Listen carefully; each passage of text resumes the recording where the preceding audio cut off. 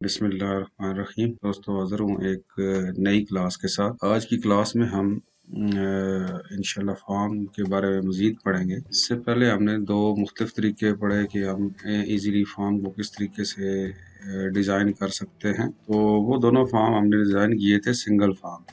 तो आज हम इंशाल्लाह डिज़ाइन करेंगे मैं आपको बताऊंगा कि कंटिन्यूस फॉर्म हम किस तरीके से बनाते हैं। तो चलते हैं, शुरू करते हैं।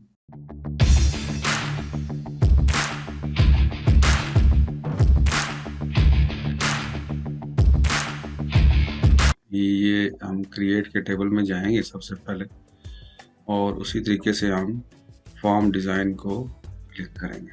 फॉर्म डिज़ाइन पे हमारे पास एक खाली कैनवस आ जाता है जिसमें हम अपना फॉर्म डिज़ाइन करते हैं। उसी तरह सेम हमें ऑलरेडी पता होता है कि हम कौन से टेबल के लिए फॉर्म बना रहे हैं।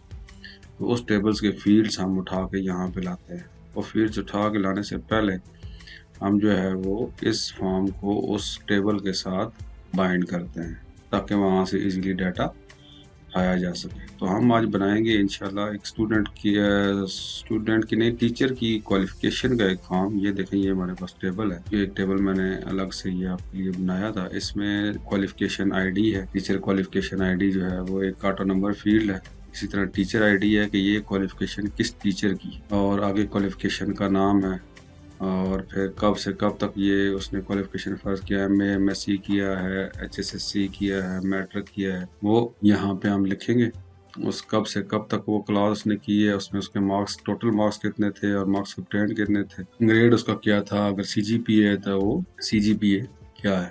ये जो टेबल है इसमें हम हर जो टीचर है उसकी क्वालिफिकेशन रखेंगे, यानी कि एक टीचर की कंप्लीट इन्फॉर्मेशन आएगी। यानी टीचर आईडी नंबर 1 है, उसने एमए कब किया, टीचर आईडी नंबर 1 फिर आएगा, उसने मैट्रिक कब किया, फिर टीचर आईडी नंबर 1 आएगा, उसने एफए कब की। यानी कि हर टीचर की डिटेल्ड क्वालिफिकेशन की इंफॉर्मेशन हम इसके अंदर रखते हैं। इसको मैं क्लोज करता हूँ। वापस हम अपने फॉर्म की तरफ आते हैं। सबसे पहले हम यहाँ पे डिज़ाइन में जाएंगे। प्रॉपर्टीज़ के अंदर फॉर्म को हमने सेलेक्ट करना है और डाटा टैब के अंदर जाएंगे। यहाँ से इसका रिकॉर्ड सोर्स हम बता देंगे। तो ये जो फॉर्म है ये हमारा उस टेबल के साथ बाउंड हो जाएगा। रिकॉर्ड सोर्स में हम क्लिक करते हैं और यहाँ पे हम टीचर्स क्वालिफिकेशन का जो टेबल है इसके साथ इसको लिंक कर देते हैं। इसका रिकॉर्ड सोर्स हमने सिलेक्ट कर लिया। अब हम जब ऐड एग्जिस्टिंग फील्ड में जाएंगे तो ये देखिए तमाम के तमाम फील्ड हमारे पास यहाँ पे आ जाएंगे। पिछले लेक्चर की तरह हम आज इसी तरह इसको सिलेक्ट करेंगे, शिफ्ट प्रेस करेंगे और ये सब सिलेक्ट हो जाएंगे। इनको उठा के हम यहाँ पे ले आएंगे। तो यहाँ पे पिछली दफ़ा हमने क्योंकि सिंगल फॉर्म डिज़ाइन किया था तो हम इस तरीके से क्वालिफिकेशन रखते थे, टीचर का नाम, और ये एक रिकॉर्ड एट ए टाइम डिस्प्ले करने के लिए हम सिंगल फॉर्म को यूज़ करते हैं। यानी कि एट ए टाइम एक रिकॉर्ड वहाँ पे आता है। यानी कि ये टीचर की एक, जिस तरह हमने स्टूडेंट का फॉर्म आपको मैं रन करके दिखाऊं, ये एक सिंगल फॉर्म है। यानी कि एक टाइम पे एक स्टूडेंट की इंफॉर्मेशन इसके अंदर आ रही है कि उसका आईडी क्या है, उसकी क्लास क्या है, सेक्शन कौन सा है, नाम क्या है, फादर नेम क्या है। जब हम इसको क्लिक करेंगे नेक्स्ट को, तो फिर अगला जो स्टूडेंट है उसकी इन्फॉर्मेशन हमारे पास आएगी। फिर हम क्लिक करेंगे तो उससे अगले स्टूडेंट की इन्फॉर्मेशन हमारे पास आएगी। लेकिन जो कंटिन्यूस फॉर्म होता है उसमें हम ये चाहते हैं कि एक टेबल सा बना हुआ आ जाए। जिस तरह मैं चाह रहा हूँ ये जो हेडिंग्स हैं हमारे ये ऊपर आ जाएं इस तरीके से यहाँ पे, और नीचे जो है वो इसकी इन्फॉर्मेशन हर रिकॉर्ड की अलग अलग आ रही है। यानी कि एक रिकॉर्ड के ऊपर मुझे एक फॉर्म के ऊपर मुझे मल्टीपल रिकॉर्ड जो है वो शो हो रहे हो एक टेबल की सूरत के अंदर। उसको हम कहते हैं कि ये हमारा कंटिन्यूस फॉर्म है। कंटिन्यूस फॉर्म बनाने के लिए आपको एक अदद हेडर भी चाहिए होता है ताकि आपकी ये जो हेडिंग्स हैं ये उसके अंदर आए और नीचे जो आपकी जो रिकॉर्ड्स हैं वो डिटेल सेक्शन के अंदर आए। अगर आपको टोटल चाहिए किसी चीज़ का तो आप फुटर सेक्शन के अंदर बना सकते हैं। तो मैं इसको राइट क्लिक करता हूँ। जिस तरह फर्स्ट फॉर्म बनाते वक्त मैंने आपको बताया था, इसको राइट क्लिक करें और यहाँ पे form header and footer enable कर लें। तो हमारे पास एक हेडर हमारे पास ऊपर आ गया और फुटर हमारे पास नीचे आ गया। अब मैं इस तमाम जो फील्ड्स हैं इसको सिलेक्ट करता हूँ अरेंज मेन्यू के अंदर जाता हूँ और बजाय स्टैक के अगर मैं स्टैक करता हूँ तो देखें ये जिस तरह हमने पिछले लेक्चर में किया था, ये तमाम जो है वो एक टेबल की सूरत में सिंगल फॉर्म के तौर पर मेरे पास आ जाती है। तो मुझे स्टैक नहीं चाहिए, मुझे टेबुलर चाहिए कि ऊपर हेडिंग्स आए और नीचे उसकी जो है वो इंफॉर्मेशन आए। तो मैं यहाँ पे इसको बजाय स्टैक करने के यहाँ पे क्या प्रेस करूँगा, टेबुलर। जैसे ही मैंने टेबुलर किया तो ये उसने हेडिंग्स को वो ऊपर ले गया हेडर फॉर्म के अंदर, हेडर जो सेक्शन है उसके अंदर, और जो डाटा है हमारा उसको फुटर सेक्शन के ऊपर ले आया। अब मैं यहाँ से इन तमाम फील्ड्स को ये मैं बंद कर देता हूँ ताकि मुझे पूरा फॉर्म नज़र आए। इस तमाम को मैं सिलेक्ट करता हूँ और इसको ड्रैग करके मैं अपनी मर्जी से इस जगह पे लेता हूँ। देखिए बड़ी इजीली मेरे जो फील्ड्स हैं वो ड्रैग हो रहे हैं और इजीली मैं इनको मैनेज कर सकता हूँ। इसको मैंने क्लोज कर लिया फॉर्म को। अब यहाँ पे थोड़ा सा फासला ज़्यादा है तो मैंने इसको उठा के थोड़ा सा ऊपर कर दिया तो ये हेडिंग्स मेरे यहाँ पे आ जाएंगे। अब यहाँ पे इस हेडर के और इसके दरमियान थोड़ा फासला है तो इसको मैं, बल्कि ये मैं पहले आपको रन करके दिखाता हूँ, आपको आइडिया होगा ये कैसे रन होगा। डिज़ाइन में हम जाते हैं, व्यू करते हैं, इस तरीके से ये देखें पहले ऊपर हमारे हेडिंग्स आएंगे और नीचे हमारे जो है वो रिकॉर्ड्स आएंगे। अब दूसरा रिकॉर्ड्स आएगा तो दूसरा रिकॉर्ड इसके नीचे आएगा, उससे तीसरा रिकॉर्ड इससे नीचे आएगा। इस तरीके से ये जो है वो चलता जाएगा। इसको मैं डिज़ाइन व्यू में जाता हूँ, यहाँ से इस सिंगल को पकड़ के मैं थोड़ा सा ऊपर करूँगा तो ये ऊपर जो है वो मेरा उसके साथ जुड़ जाएगा। जो मेरा डिटेल का सेक्शन है, इसका जो मार्जिन है ये उसके साथ जो है वो ये अलाइन हो जाएगा। और नीचे से फुटर सेक्शन को मैं बिल्कुल ही इसके साथ जोड़ दूंगा ताकि एक रिकॉर्ड के और दूसरे रिकॉर्ड के दरमियान में जो है वो फासला न रहे। अब मैं इसको जब रन करता हूँ तो ये उस तरीके से यहाँ पे अभी ये रिकॉर्ड सिलेक्टर आ रहा है। ये रिकॉर्ड सिलेक्टर एक रिकॉर्ड के लिए ये होता है। अब ये देखें यहाँ पे मैंने जब ये फॉर्म बनाया था तो मैंने इसको शुरू में कंटिन्यूस फॉर्म नहीं शुरू किया था, मैंने स्टैक के ऊपर क्लिक किया था तो उसने ये समझा कि ये सिंगल फॉर्म है। तो यहाँ पे अब जब प्रॉपर्टीज के ऊपर जाएंगे, फॉर्म को सिलेक्ट करेंगे और फॉर्मेट के टैब के अंदर ये देखें एक डिफ़ॉल्ट व्यू हमारे पास एक प्रॉपर्टी होती है। ये फॉर्म जब खुले तो कौन सी स्टेट के अंदर खुले, यानी कि सिंगल फॉर्म स्टेट के ऊपर खुले या कंटिन्यूस खुले या डाटा शीट खुले, वो आप खुद यहाँ से दे सकते हैं। अब देखें यहाँ पे सिंगल फॉर्म लिखा हुआ है। सिंगल फॉर्म का मैंने आपको बताया कि जब भी रिकॉर्ड शो होगा तो वो एक रिकॉर्ड एट ए टाइम शो होगा। जब ये सिंगल फॉर्म है तो मैं इसको रन करता हूँ, देखिए एक रिकॉर्ड एट ए टाइम शो कर रहा है, नीचे कोई और रिकॉर्ड नहीं आ रहा। इसको मैं यहाँ से चेंज करूँगा और यहाँ से मैं इसको कर दूंगा कंटिन्यूस फॉर्म। ये मेरा कंटिन्यू फॉर्म है, एट ए टाइम मुझे बहुत सारे रिकॉर्ड चाहिए। अब जब मैं इसको रन करूँगा तो ये देखें हमारे पास पहला रिकॉर्ड और नया रिकॉर्ड इंटर करने के लिए दूसरी रो मेरे पास आ चुकी है और हमारा जो रिकॉर्ड सिलेक्टर था ये बिल्कुल उसके एक रिकॉर्ड के बराबर हो चुका है। इस रिकॉर्ड सिलेक्टर को हम क्लिक करेंगे तो इसका मतलब ये होता है कि हमने ये तमाम रिकॉर्ड पूरे का पूरा सिलेक्ट किया हुआ है। इसको सिलेक्ट करेंगे तो ये रिकॉर्ड सिलेक्ट हो जाएगा, इसको सिलेक्ट करेंगे तो ये रिकॉर्ड सिलेक्ट हो जाएगा। अब यहाँ से डिज़ाइन व्यू के अंदर जाए।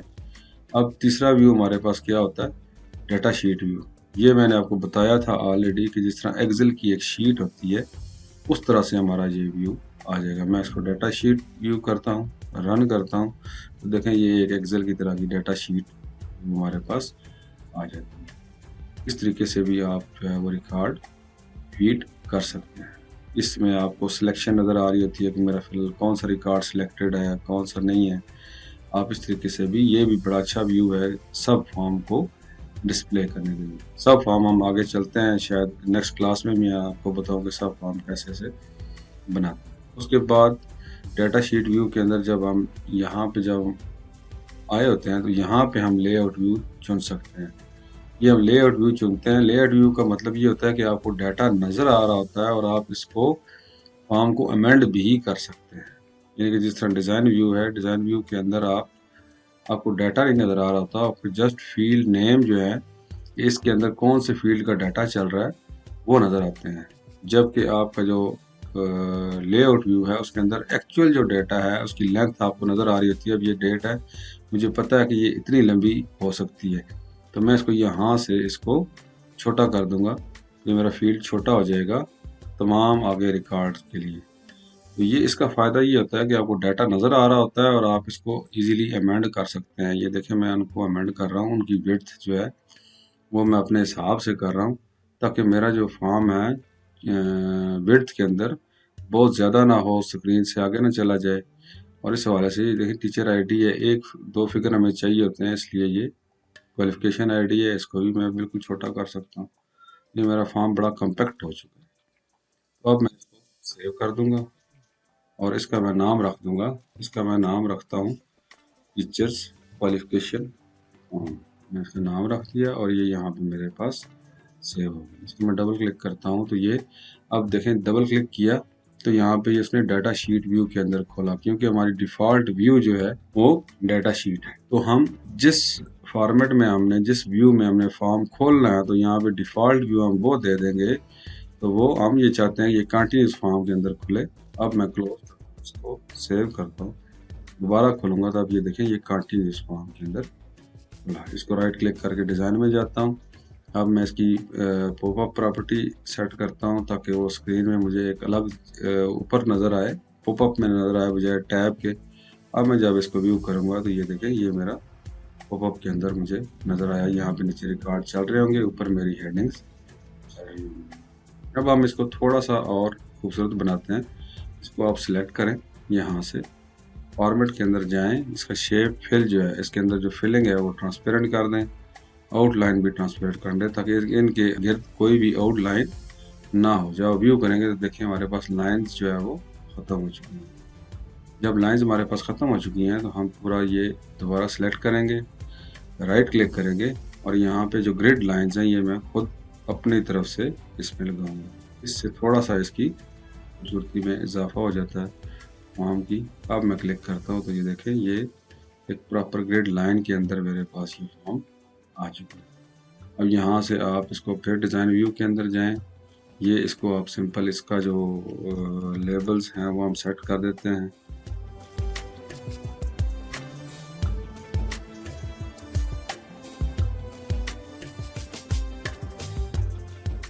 अब मैं इसको यहाँ पे इसको क्लिक करूँगा, इसको आप फॉर्मेट के अंदर से कोई भी इसको कलर जो है वो आप दे सकते हैं। इसमें ये फीड करता हूँ और यहाँ से मैं इन सब को सिलेक्ट करके इसका जो फॉन्ट का कलर है वो मैं वाइट कर देता हूँ और इसको बोल्ड कर देता हूँ और यहाँ से इन सब को मैं सेंटर कर देता हूँ और यहाँ से भी इन सब को सिलेक्ट करके मैं सेंटर कर देता हूँ। और उसके बाद मैं जब इसको डिज़ाइन व्यू में चलें खोल लेते हैं तो ये देखिए हमारा एक खूबसूरत सा फॉर्म तैयार हो चुका है। यहाँ से मैं इसको बराबर कर दूंगा तो ये बिल्कुल हमारा सेटिंग के अंदर आ जाएगा। बल्कि यहाँ पे इस जगह पे हम थोड़ी सी जगह छोड़ते हैं ताकि यहाँ पे हमारी जो है वो अगर स्क्रॉल बार आए तो उसके लिए जगह हमारी बच जाए। तो यहाँ पे आप देखें, यहाँ पे आप टीचर आईडी आप करें टू, दूसरे टीचर की क्वालिफिकेशन, यहाँ पे क्वालिफिकेशन आपकी आ रही होगी HSSC, इसकी डेट चेक करें, डेट फ्रॉम, डेट टू, उसके बाद टोटल मार्क्स उसके 1500, उसमें से 1200, उसके बाद ए ग्रेड, CGPA को नहीं। ये देखें यहाँ से आप एज इट इज़ जो है वो अपना रिकॉर्ड्स फीड कर रहे हैं। दोबारा हम नंबर 1 की क्वालिफिकेशन फीड करते हैं, उसकी HSSC करते हैं, यहाँ पे हम उसकी डेट्स दे देते हैं। ये डमी में डाटा दे रहा हूँ, ठीक है, ऐसे डेट्स होती नहीं है, ठीक है। तो 1000 थे और उसमें से उसने जो है वो 960 एक डमी डाटा में डाल रहा हूँ या फिल किया और ये हम इस तरीके से इसमें फीड करते चले जाते हैं। उम्मीद है ये आपको समझ आ गया होगा कि हम कंटिन्यूस फॉर्म किस तरीके से बनाते हैं एक टेबुलर तरीके से। नेक्स्ट क्लास में हम इंशाल्लाह इसी फॉर्म को एक सब फॉर्म के तौर पे भी इस्तेमाल करेंगे और आपको बताएंगे कि सब फॉर्म किस तरीके से मेन फॉर्म का हिस्सा बनता है और वहाँ से हम रिलेटेड रिकॉर्ड्स किस तरीके से दूसरे फॉर्म के अंदर शो करवाते हैं। मेन फॉर्म होगा टीचर्स का और जिस टीचर को हम सिलेक्ट करेंगे उसकी क्वालिफिकेशन इंशाल्लाह इस फॉर्म के अंदर आपको नज़र आए। तो ये क्लास यहीं पे ख़त्म करते हैं। चैनल को सब्सक्राइब करें, वीडियो अगर अच्छी लगे तो उसको शेयर करें। बहुत शुक्रिया, अल्लाह हाफिज़।